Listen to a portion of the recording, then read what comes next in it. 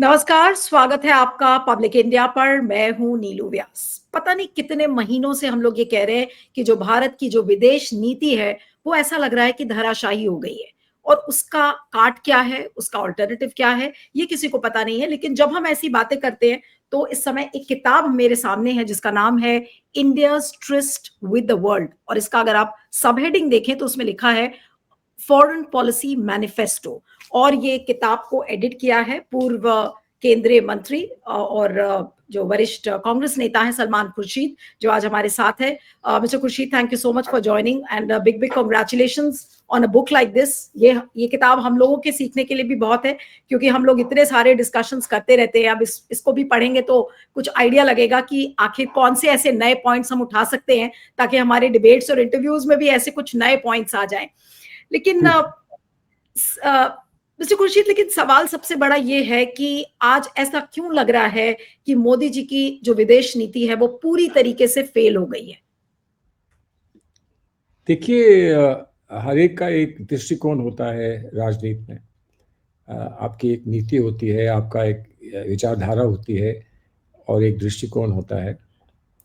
और जो भी कार्यशैली होती है, काम करने का तरीका होता है, उससे आदमी, एक व्यक्ति विशेष जो है वो उससे बंधा हुआ होता है। तो ऐसा नहीं कभी होता है कि आप देश के अंदर डोमेस्टिक पॉलिसी के संदर्भ में सोचने का आपका एक तरीका हो, और जब आप अंतर्राष्ट्रीय स्तर पर सोचने की बात करें तो उसमें बिल्कुल उससे विपरीत कोई तरीका हो या उससे हटकर कोई तरीका हो। तो कहीं ना कहीं दोनों में एक ऐसा समन्वय होता है, रहता है, और वास्तविकता होती है ऐसी। तो उसकी वजह से आप बाहर भी वही करने का प्रयास करते हैं जो आप देश के भीतर करते हैं। अब वहाँ पर परिस्थितियाँ अनुकूल अगर नहीं हैं तो जो यहाँ पर काम कर देता है वो बाहर काम नहीं करता है। तो आपको अलग अलग समझने का प्रयास करना होता है कि यहाँ पर क्या करना है और भारत में के बाहर क्या करना है। इसमें कुछ अंतर है, कहीं ना कहीं उसमें लिंक रहता है और रहेगा, हमेशा से रहेगा। जब हमने अपने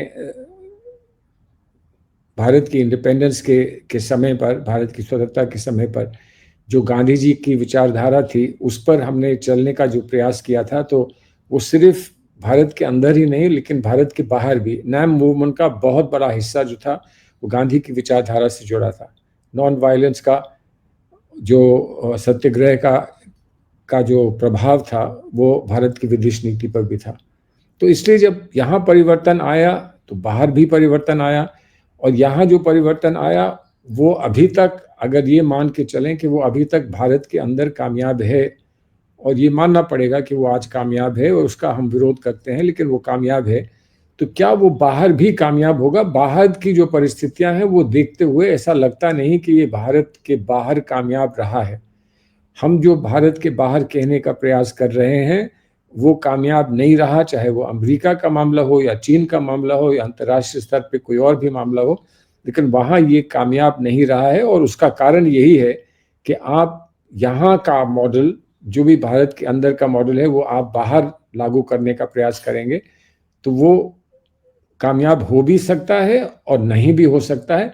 सच्चाई ये है, सत्यता ये है कि वो कामयाब नहीं है, और उसका खामियाजा हमको भुगतना पड़ेगा या हमको भुगतना पड़ रहा है।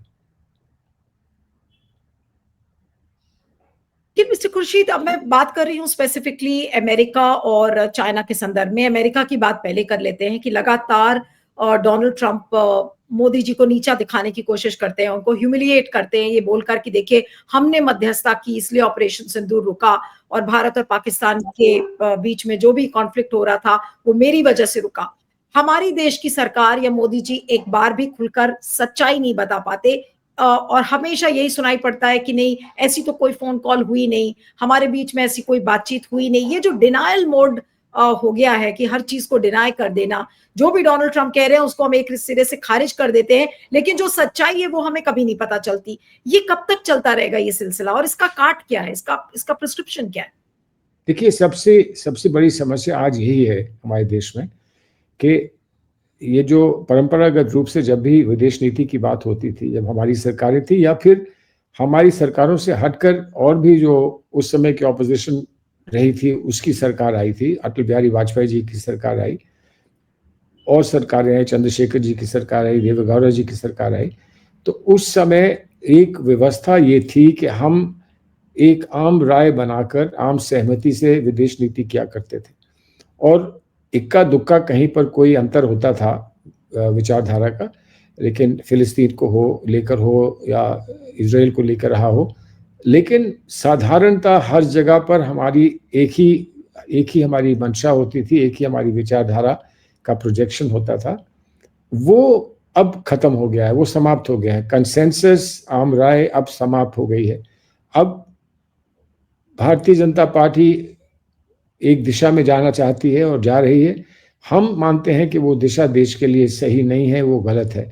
तो कहीं भी आदान प्रदान नहीं होता, कहीं भी संवाद नहीं होता, कभी भी ऐसा देखने को नहीं मिलता कि हम जब हमारी सरकार के ज़माने में मैं राज्य मंत्री था, विदेश राज्य मंत्री था, तो जो डेलीगेशन जिनीवा गया था, उस डेलीगेशन की अध्यक्षता अटल बिहारी वाजपेयी जी ने की थी, जो विपक्ष के नेता थे, उन्होंने की थी, मैंने नहीं की थी। मैं उनका साथी बनकर गया था और मैं उन्हीं के नीचे डेलीगेशन का मेंबर था। तो ये चीज अब देखने को नहीं मिलती है। एक थोड़ा सा एक एक्सपेरिमेंट किया था इस सरकार ने, जब कुछ डेलीगेशंस बाहर भेजे से ऑपरेशन सिंदूर के बाद, जिसमें कि और हमारी पार्टी के भी मेंबर्स और विभिन्न दलों के मेंबर्स को बीजेपी के अध्यक्षों के सदस्यों के साथ भेजा गया था। लेकिन वो 2-3 दिन 4 दिन की बात थी, गए वहाँ, सब ने देश के हित में वही बात कही जो उस वक्त कहने की बात थी। तो उसमें हम उन चीज़ों में नहीं फंसे ना पड़े जिन चीज़ों पर विवाद हो सकता है और जिसके बारे में बहुत सारी चर्चाएं देश में हुई, हमारे वापस आने के बाद भी हुई, हमारे जाने के पहले भी हुई, और वो आज तक वो चर्चाएं आज तक चल रही हैं। तो कहीं ना कहीं कमी इस बात की है कि सरकार विपक्ष के साथ बैठकर चर्चा करने को तैयार नहीं, उनको कुछ बात बताने को तैयार नहीं, और इसलिए ये संभव नहीं हो पा रहा है कि हम देश के बाहर जो भी कहें, जिस ध्वनि में भी कहें, वो एक ही ध्वनि हो और उससे एक ही मत स्पष्ट होता हो कि चाहे विपक्ष हो या वहाँ का सत्तारूढ़ दल हो, दोनों की एक ही राय है। आज हम ये नहीं दुनिया को कह पा रहे हैं और वहीं शुरुआत हो जाती है हमारी विफलता की, कि अगर हम एक बात नहीं कह पाते हैं तो लोग समझते हैं कि भारत में इस बात को लेकर लोग बटे हुए हैं।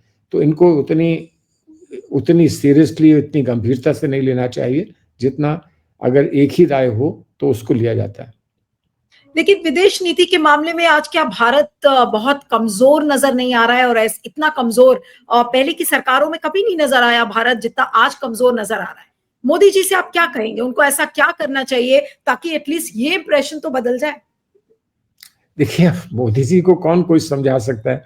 अगर वो ये समझते हैं कि वो बहुत बहुत सफल हैं दुनिया भर में, तो फिर उसके बाद तो समझाने की फिर कोई जगह ही नहीं बचती है ना। अगर वो ये कहें कि भाई मुझे कुछ समस्या हो रही है और मेरी बात लोग नहीं समझ पा रहे हैं, तो आइए आप भी मेरे साथ आइए और मेरे साथ उस बात को कहिए, तो हो सकता है हम दोनों कहें तो इस बात को लोग स्वीकार कर लें। तो वो कहाँ है तैयार इस बात को करने के लिए? तो विदेश नीति में अगर हम कमजोर पड़ रहे हैं तो हम अपने अंदरूनी नीति से कमजोर होने के कारण विदेश नीति में कमजोर पड़ रहे हैं। और फिर विदेश नीति की परिस्थितियां जो होती हैं, जो विदेश नीति का जो रिसेप्शन होता है दुनिया भर में, वो वैसा नहीं होता है जैसे कि देश के अंदर लोगों का रिसेप्शन होता है। अब आपको यहाँ भक्त मिल जाएंगे देश में और आप उनसे जो भी कह देंगे वो मान जाएंगे, लेकिन उस भक्ति का उदाहरण आप बाहर कहाँ पाएंगे? हो 10, 20, 50 लोग मिल जाएंगे, लेकिन जो लोग बड़ी बड़े डेमोक्रेसीज में रहते हैं, बड़े बड़े इंडस्ट्रियल टाउन सिटीज में रहते हैं, वो कहाँ भक्ति का वो प्रदर्शन करेंगे जो इस देश में हो रहा है, भक्ति का प्रदर्शन। तो इस बात को समझना होगा, और इस बात को समझना होगा कि एक पार्टी, विशेष पार्टी देश नहीं होती है। देश को जब लोग देखते हैं तो वो पूरे देश को देखते हैं और देश की सब पार्टियों को साथ देखते हैं। बिल्कुल। लेकिन आपको लगता है कि अब वाकई में अब भारत के लिए इतना संभव हो पाएगा आसानी से पाकिस्तान के ऊपर उंगलियां उठाना? जैसे पहले कभी भी कोई भी बॉम्ब ब्लास्ट होता था, कुछ भी होता था, तुरंत पाकिस्तान के ऊपर उंगलियां उठ जाती थी कि अरे ये तो आतंकवादी घटना पाकिस्तान से हुई है। अभी तक जो ये दिल्ली में जो बम विस्फोट हुआ रेड फोर्ट पर, उसके बारे में अभी तक पाकिस्तान का नाम देश ने, जो सरकार है मोदी सरकार, उन्होंने नहीं लिया है।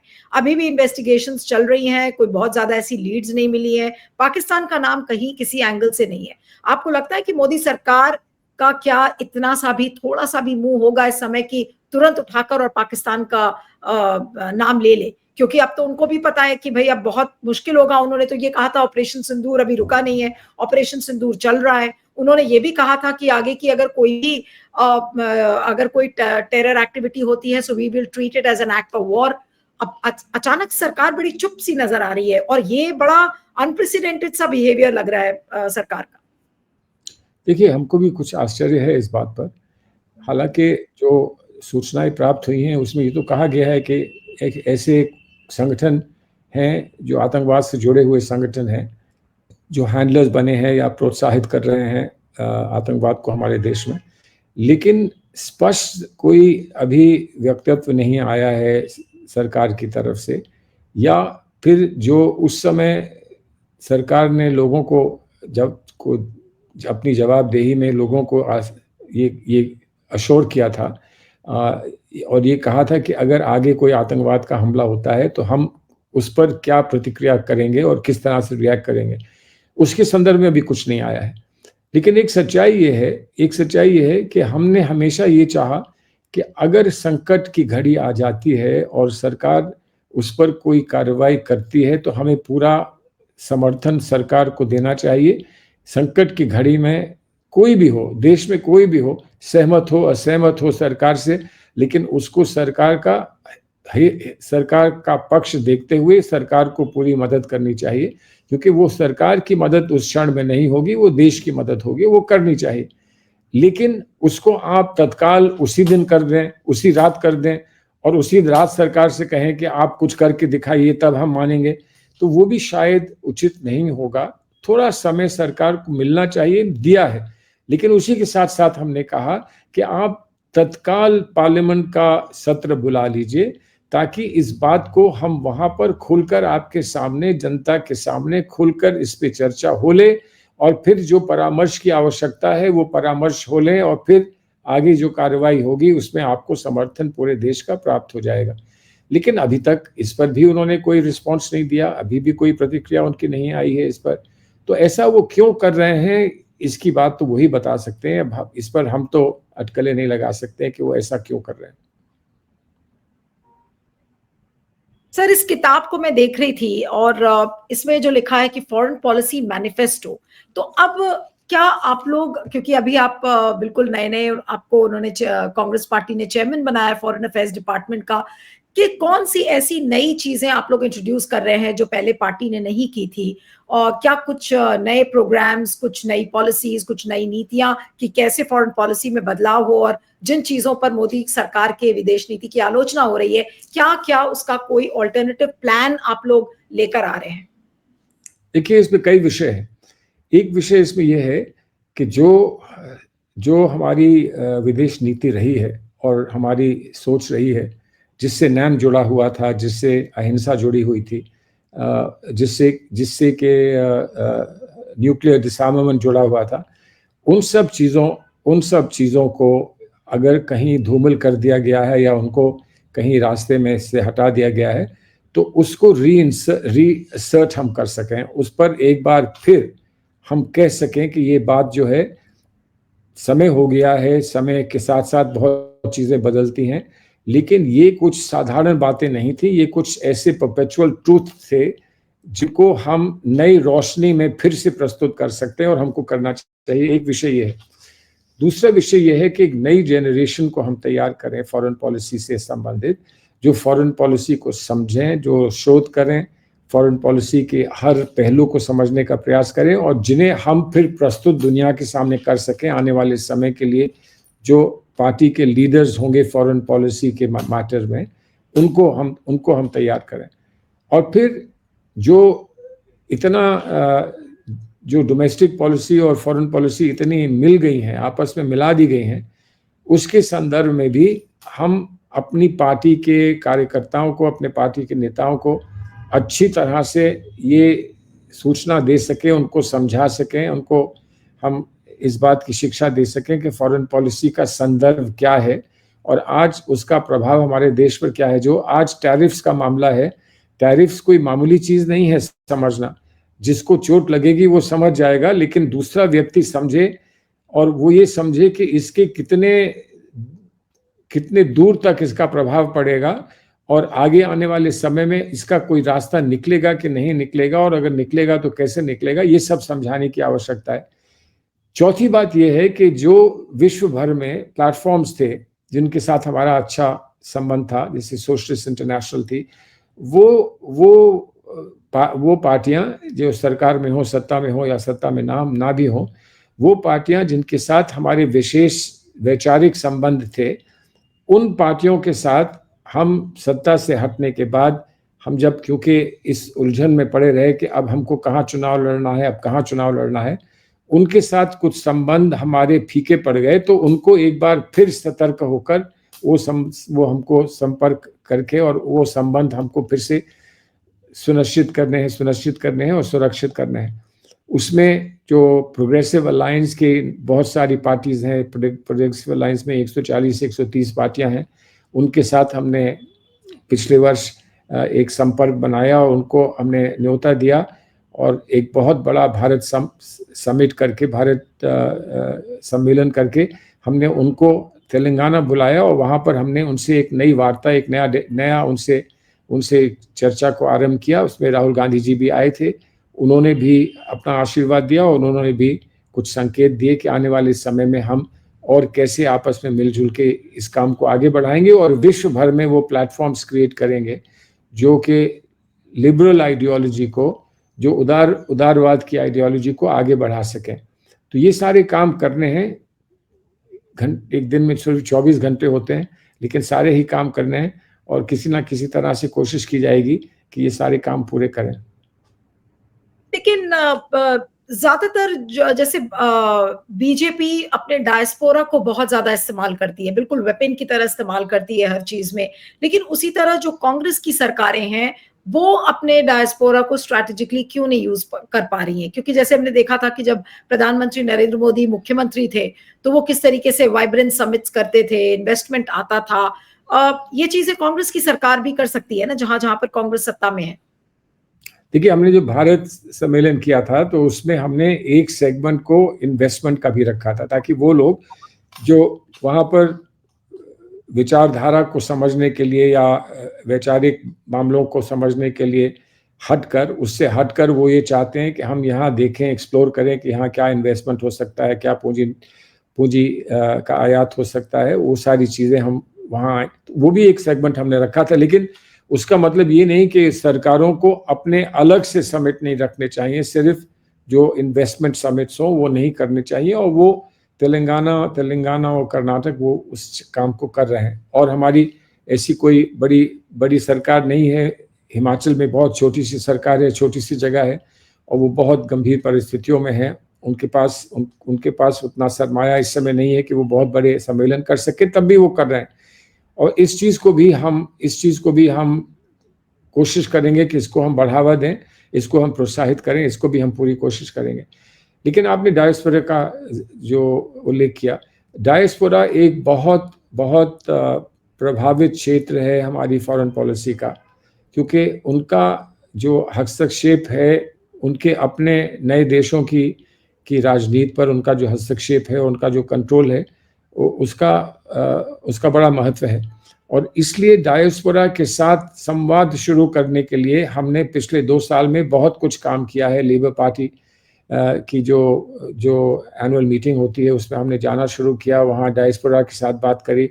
राहुल गांधी जी जब भी विदेश जाते हैं तो उनका भी प्रयास यही रहता है कि डायस्पोरा, और उसमें डायस्पोरा में ख़ास तौर पे वो लोग जो नौजवान हैं, जो यूनिवर्सिटीज़ में हैं, जो वहाँ पर प्रोफेशनल्स हैं, उनसे वो चर्चा करें और उनके साथ संबंध बनाने की कोशिश करें।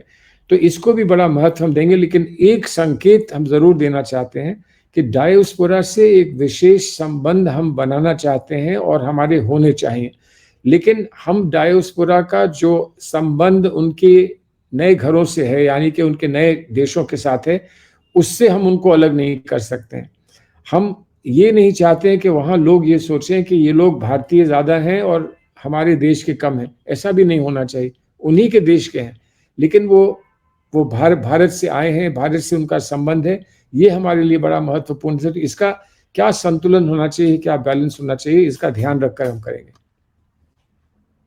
मिस्टर खुर्शीद, एक चीज और भी है, जहां जब फॉरेन पॉलिसी की हम बात करते हैं तो मनीष तिवारी, जयराम रमेश, शशि थरूर, ये लोग सब डिफरेंट डिफरेंट टोन्स में बात करते हैं। तो कहीं ऐसा तो नहीं है कि पार्टी यहाँ पर गड़बड़ कर रही है? क्योंकि फॉरेन पॉलिसी एक ऐसा इशू हो जाता है जहां पर एक ही सुर में, एक ही आवाज में सभी नेताओं को पार्टी के बोलना चाहिए, लेकिन कांग्रेस के ये नेता सब अलग अलग टोन्स में बात करते हैं। बिल्कुल, आपने बहुत अच्छा इस बात का अच्छा संकेत दिया है। अभी क्या था कि हमारी फॉरेन पॉलिसी की जो टीम थी वो एक कॉम्पैक्ट टीम नहीं थी। अब हम बनाने की कोशिश कर रहे हैं, जैसे मैंने आपको अभी समझाया, बताया। तो एक कॉम्पैक्ट टीम बनाने की कोशिश कर रहे हैं। बहुत सारी चीज़ें, और जो फॉरेन पॉलिसी के मामले हैं और जो भी देश में और विदेश में हो रहा है, वो इतनी तेज़ी से होता है, और आपकी जो सोशल मीडिया है वो तत्काल कोई आपसे रिएक्शन और रिस्पॉन्स चाहती है, प्रतिक्रिया चाहती है, और उसमें कोई जो समझ में आता है वो कह दिया जाता है। लेकिन हम इस कोशिश में हैं कि हम लोग एक ऐसा सिस्टम बना लें कि हमारी लीडरशिप की तरफ से, जो हमारी टॉप लीडरशिप है, उसकी तरफ से वो संकेत समय समय पर जाएं कि हमें क्या कहना है और इस पर हमको किस दिशा में जाना है, ताकि फिर उसी बात को हम लोग सब कहें और हम लोग सब दोहराएं। तो उससे फिर कोई कंफ्यूजन की गुंजाइश नहीं पैदा होगी। लेकिन सच्ची बात यह है कि हम लोगों ने अभी डोमेस्टिक पॉलिटिक्स पे इतना कंसंट्रेट किया है, इतनी हमने कंसंट्रेट करते हुए डोमेस्टिक पॉलिसी को प्राथमिकता दी है कि इंटरनेशनल पॉलिसी में हम उतना काम नहीं कर पाए पिछले 2-3 वर्षों में जितना हमें करना चाहिए था। अब वो होगा, और मुझे लगता है कि, और उम्मीद है कि आपको फिर ये शिकायत नहीं होगी आगे। सर, अगर मैं आपसे बिहार के चुनाव के बारे में बात इस समय ना करूं और जो नतीजे आए हैं तो थोड़ा सा बेमानी हो जाएगा, और इसीलिए पहला सवाल यही है कि बिहार में कांग्रेस का एक कंप्लीट वाइप आउट दिखा। और कल जो खरगे जी के साथ रिव्यू मीटिंग थी, जिसमें केसी वेणुगोपाल, अजय माकन, पवन खेड़ा, ये लोग सब थे, तो केसी वेणुगोपाल जी निकल कर आए बाहर और उन्होंने कहा कि अभी हम हफ्ते या 10 दिन में हम रिपोर्ट देंगे, क्या हुआ, कैसे हुआ। और वोट चोरी की भी उन्होंने बात किया कि देखिए जो चुनावी पूरी प्रक्रिया थी वो गड़बड़ थी। अब ये मंथन कितना समय लगेगा, क्योंकि एक तरफ बीजेपी की चुनावी मशीन है जो कि अगले दिन से ही जुट जाती है अगले चुनाव में। जैसे प्रधानमंत्री ने कहा कि बिहार से जो गंगा का पानी है वो पश्चिम बंगाल को जाएगा। पूरी बीजेपी की सेना अब तैयार हो गई है पश्चिम बंगाल में फोकस करने के लिए। यहाँ पर कांग्रेस के अंदर अभी मंथन ही चल रहा है, वो मंथन कितने दिन चलेगा अभी ये पता नहीं है। तो एक फीलिंग होती है कि बड़ा स्लो एंड बहुत ही स्लगिश प्रोसेस है कांग्रेस में, और जो तेजी दिखानी चाहिए बीजेपी ऐसे शत्रु के सामने, वो स्पीड और स्केल कांग्रेस के पास नहीं है। वो आपको दिखेगा। देखिए, भारत की राजनीति में आज बहुत सारे प्रश्न हैं। एक प्रश्न जो है विचारधारा का प्रश्न है, जिस पर हमारी लीडरशिप ने बड़ा बार बार इस बात को दोहराया है कि विचारधाराओं का टकराव है, लड़ाई है विचारधाराओं की। और विचारधारा को आप तत्काल एक दिन में नहीं बदल सकते हैं, उस पर स्टेडी काम करना पड़ता है, बहुत समय लगता है, तब आप विचारधारा पर असर डाल पाते हैं। ऐसा नहीं है कि हमको बिल्कुल एक क्लीन स्लेट से शुरुआत करनी है। भारत का इतिहास और जो हमारी लेगेसीज हैं, जो हमारी हेरिटेज है भारत की, उसमें कांग्रेस की विचारधारा बहुत गहराई तक घुसी हुई है। अब उसको हमें आम जनता तक, और जो नई जनरेशन्स हैं जो उससे उतने वो ना हो, कंसर्न ना रहे हों, या जिसकी जानकारी जिस हद तक उनको ना रही हो, वहां तक इसको पहुंचाने के लिए प्रयास करना है। हम बिहार में हारे हैं। हम में से बहुत सारे लोग जो बिहार को समझते हैं, जानते हैं और बिहार के इलेक्शन को देखा, हम जानते हैं कि कहाँ कहाँ क्या क्या हमारी कमी रह गई है और उस कमी को हम दूर कर सकते हैं और हम कर लेंगे, ये हमारा विश्वास है। इसलिए ये मत समझिए कि कोरा कागज है और कोरे कागज पे फिर से बिना कुछ समझे समझाए बैठकर फिर हम कुछ अक्षर लिख रहे हैं। कोरा कागज नहीं है। हम जानते हैं कहाँ कहाँ पर हमसे कमी रही है और उसको कैसे दूर करना है। लेकिन एक दफा हमारी टॉप लीडर्स, सिर्फ हमारी पार्टी के नहीं बल्कि पूरे इंडिया अलायंस के टॉप लीडर्स बैठ जाएं और वो आम सहमति से ये बता दें कि हमारी दिशा कहाँ पर गड़बड़ा गई थी, अब कहाँ जाना है, और जो हमारे इनपुट्स हैं उन इनपुट्स को लेकर वो ऐसा कर दें। उसके बाद हम वापस जिस रफ्तार के साथ हमको चलना है, जिस गति के साथ चलना है, वो हम चलकर दिखाएंगे। लेकिन मिस्टर खुर्शीद, बिहार में तो चीजें दिख रही थी। एक राहुल गांधी ने एक बहुत अच्छा कैंपेन खड़ा किया, वोट अधिकार यात्रा हुई, उसके बाद राहुल गांधी खुद ही चले गए और बहुत लंबे समय तक वो बिहार के चुनावी सीन से गायब थे।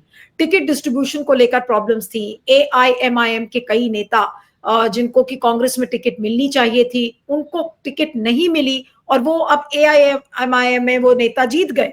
तो ये जो गड़बड़ियां बेसिक हैं, उसी तरीके से कम्युनिकेशंस डिपार्टमेंट में भी बहुत गड़बड़ियां हैं। एक अकाउंटेबिलिटी क्यों नहीं फिक्स की जाती है? इसकी बड़ी कमी दिखती है कांग्रेस में, कि जैसे कि बीजेपी के अंदर होता है कि भाई चलिए ठीक है, इस डिपार्टमेंट में काम नहीं किया, आपने उसके चीफ को बदल दिया या किसी तरीके से कोई बदलाव आया और वो एक्शन तुरंत हो जाता है। लेकिन कांग्रेस में इतनी हार होने के बावजूद नेता एग्जिस्ट करते हैं। ऐसा लगता है कि कोई अकाउंटेबिलिटी नहीं होती, उनसे कोई सवाल नहीं पूछा जाता, वो कितने भी चुनाव हार जाए वो कंटिन्यू करते रहेंगे पार्टी में। ऐसा ऐसा कहाँ होता है? देखिए, ऐसा जाहिर है ऐसा नहीं होना चाहिए। हम लोग सब क्या चाहते हैं? हम चाहते हैं कि पार्टी फिर से एक ऊंचाई पर पहुंचे और पार्टी एक दफा फिर सफलता पार्टी के पांव फिर से चूमे। ऐसा हम चाहते हैं। लेकिन क्या फेर बदल होनी चाहिए? अब ये हम में से एक एक तय करके आपको बताना शुरू करेगा तो फेर बदल हो ही नहीं पाएगी। हमारे नेताओं को असेस करने दीजिए। हर चीज में थोड़ा समय लगता है। अब आप समझें कि हम समय ज्यादा लगा रहे हैं, ज्यादा दे रहे हैं, हम समझें कि ये तो बहुत जल्दी तय कर दिया। थोड़ा सा समय जो भी है, उसके बाद आप देखिए कि हम लोग क्या करते हैं। कई दफा हमको हार देखनी पड़ी है, कई दफा, और उसके बाद हमने बहुत सारे कदम उठाए हैं जो सृजन करने का और ऑर्गेनाइजेशन को मजबूत करने का कार्यक्रम है। वो आज कई प्रांतों में चल रहा है, हमारे उत्तर प्रदेश में चल रहा है, जहां जहां इलेक्शन थे, जाहिर है वहां नहीं हो पाता है। तो उसका भी क्या परिणाम होगा वो आप देख लें। लेकिन मैं ये मानता हूं कि बुनियादी चीज जो है वो विचारधारा को किस तरह से प्रोजेक्ट किया जाए, इसका सवाल है। MIM के साथ भी यही मसला था कि MIM के लोग हमारे साथ होते हैं तो उनको एक नज़र से देखा जाता है, जब वो हमसे अलग होते हैं तो एक और नज़र से देखा जाता है। इस चीज़ को हम लोग समझ लें, अच्छी तरह समझ लें। एक सबक है, बड़ा महंगा सबक हमको मिला है।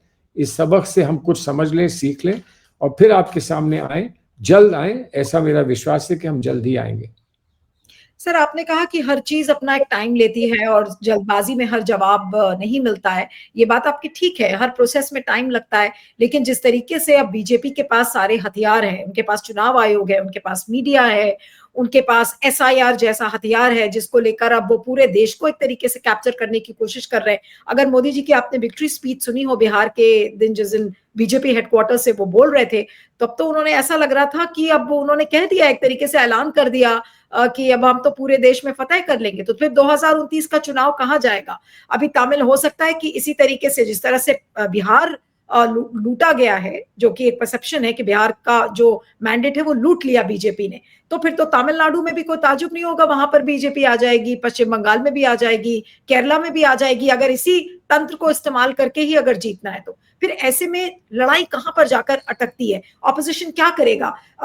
ममता बनर्जी ने कल ये कहा कि इंडिया अलायंस की लीडरशिप को चेंज करना चाहिए। अब उनका मतलब राहुल गांधी से था या उनका मतलब किसी और से था, मुझे नहीं पता। लेकिन एक इंस्टेंट रिएक्शन लोग देख रहे हैं कि कोई एक जल्दी से कुछ ऐसी चीजें हो जिससे कि, क्योंकि सब चाहते हैं कि ऑपोजिशन खड़ा हो, मैं खुद इंडिविजुअली चाहती हूँ, पूरा देश चाहता है कि ऑपोजिशन स्ट्रांग हो। इस वजह से ये इस तरीके के सवाल भी आप पूछे जा रहे हैं ऑपोजिशन से। नहीं है, सवाल पूछने का अधिकार है, सरकार से पूछे जाएं, हमसे पूछे जाएं, समाज में वो पूछे जाएं, उसका पूरा अधिकार लोगों को बनता है और उसी का हम सही जवाब दे सकें, ये हमारा कर्तव्य बनता है, हमारा कर्तव्य बनता है। और सच्ची बात है, लोग ये भूल जाते हैं कि हम लोग यहाँ इसलिए तो नहीं बैठे हैं कि अब हम जिंदगी में कभी जीवन में कुछ ना कर पाए, ना हमारी पार्टी कर पाए, ना हम कुछ कर पाए। अगर किसी को इस बात की चिंता होगी तो सबसे पहले तो हमको चिंता होगी ना कि हमको अपने जीवन कुछ तो करना है, कि हम जाते जाते कुछ करके जाएं ताकि लोग ये कह सकें कि इन्होंने भी कुछ किया था। यही नहीं कि बस बैठे रहे और टेलीविजन में अपने जवाब देते रहे। तो हमको भी इसकी चिंता है और चिंता हमसे ज्यादा हमारे नेताओं को चिंता है। लेकिन इतना समय जरूर दीजिए कि इतनी बड़ी दुर्घटना है, इसको दुर्घटना से कम नहीं हम कहेंगे। तो इसमें क्या हुआ, और सच्ची बात है कि जो कुछ हमने इल्जाम लगाए हैं, जो भी हमने आरोप लगाए हैं, इलेक्शन कमीशन पे लगाए हैं और संस्थाओं पे लगाए हैं, उनको सिद्ध करने दीजिए। आसान नहीं है सिद्ध करना। सुप्रीम कोर्ट के सामने मामले भी हैं, अभी सुप्रीम कोर्ट ने फैसला नहीं किया है, सुप्रीम कोर्ट ने हस्तक्षेप किया लेकिन अभी निर्णय नहीं दिया है। तो सब होने दीजिए और फिर एक जगह से जो सबक मिलता है उसको दूसरी जगह लागू करने दीजिए, तो होगा सब। सच्ची बात यह है कि जनता ये सोच रही होगी कि कब ये लोग अपना एक्ट ठीक कर लेंगे ताकि फिर हम को कुछ ना करना पड़े। हम नहीं कर पाएंगे तो जनता करेगी, लेकिन कोई ना कोई तो करेगा। इस बार हताशा इसलिए भी और ज्यादा हो रही है क्योंकि बिहार के चुनाव में मैं ये नहीं कहूंगी कि ऑपोजिशन ने कुछ किया नहीं, बहुत मुस्तैदी से सारा ऑपोजिशन लगा हुआ था, इस बात का क्रेडिट देना पड़ेगा। लेकिन जब इतना पावरफुल शत्रु एक सामने है जिसके पास सारा तंत्र है, और फिर भी, और इस बार हम लोगों ने सोचा था कि शायद जिस तरीके की वोट चोरी इसके पहले दिखी थी, वोटर लिस्ट की बात गड़बड़ियां और ये सारी चीजें, हो सकता है कि बिहार में वो ना हो, लेकिन बिहार में तो बिल्कुल उल्टा ही हो गया। एंटी क्लाइमैक्स एक रिजल्ट दिखा जिससे कि ऐसा लगा कि बिल्कुल ओपन डाका डाला गया है पूरे मैंडेट के ऊपर। तो अब ऐसे में तो ऑपोजिशन को क्या क्या की करेगा मुझे नहीं पता, लेकिन कब तक होगी ये इंडिया अलायंस की मीटिंग, कुछ आपको आइडिया है कि क्योंकि इसमें जी लगातार प्रयास चल रहे हैं और मैं समझता हूं कि वो सिर्फ हाईएस्ट लेवल पे जो मीटिंग्स होंगी वो नहीं, बल्कि डिफरेंट लेवल्स पर भी मीटिंग्स कराई जाएंगी, हर एक से पूछा जाएगा। और जल्द से जल्द, हमारे पास बहुत समय नहीं है, जैसे आपने कहा कि वो लोग इलेक्शन के फौरन बाद बंगाल के बारे में सोचना उन्होंने शुरू कर दिया, घोषणाएं करनी शुरू कर दी, तो हमारे पास समय कम है। लेकिन एक बुनियादी बात जो है वो हम लोगों को तय ये करनी होगी कि हम अलायंस बनाकर भी अलग अलग लड़ने की बात करें, या सचमुच एक अलायंस का जो लॉजिक होता है उसको समझकर हम लड़ें, उसके बाद फिर जो चाहिए वो हम मांगते रहें। इस पर हम सबको मिलकर विचार करना होगा। चलिए, आपका बहुत बहुत शुक्रिया mister Khurshid, thank you so much for joining and thank you for such a lovely book. और अपने व्यूअर से भी यही गुजारिश करूंगी कि इसको जरूर पढ़ें, और ज्यादा लंबी किताब नहीं है, कुछ 237 पेजेस की किताब है, उसको आप आराम से खत्म कर सकते हैं। बहुत इंटरेस्टिंग चैप्टर्स हैं इसमें, बहुत प्रोमिनेंट पर्सनालिटीज ने अलग अलग चैप्टर्स इसमें लिखे हैं, तो उसको जरूर पढ़ें। Thank you once again sir, thank you very much. Thank you, धन्यवाद, शुक्रिया। Thank you sir.